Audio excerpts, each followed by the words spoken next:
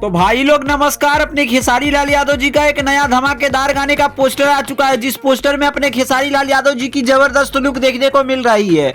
तो दोस्तों, जैसा कि अखिलेश कश्यप ने बताया था कि अभी बहुत सारे गाने हमारे पास बचे हुए हैं, तो फाइनली इस गाने का टाइटल रखा गया है खाली उहे रंगेला।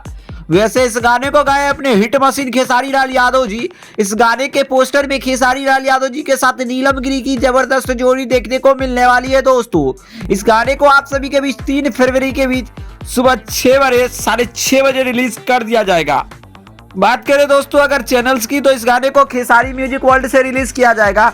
गाने आप सभी को सुपरहिट पसंद आने वाले हैं और खेसारी लाल यादव इस गाने में नीलम गिरी के साथ जबरदस्त रोमांस करने वाले हैं। तो खाली उहे रंगेला गाना आप सभी को खूब ज्यादा पसंद आने वाली है। बात करें लिरिक्स कंपोजर की, तो अभिषेक भोजपुरिया जी ने इस गाने को लिरिक्स कंपोज किया है। इसके अलावा इस गाने को स्पेशली गाया अपने खेसारी लाल यादव जी। तो इस वीडियो में अपने खेसारी लाल यादव जी के साथ नीलम गिरी की जोड़ी देखने को मिलने वाली है और इस गाने को आप सभी के बीच 3 फरवरी के बीच रिलीज किया जाएगा सुबह 6:30 बजे।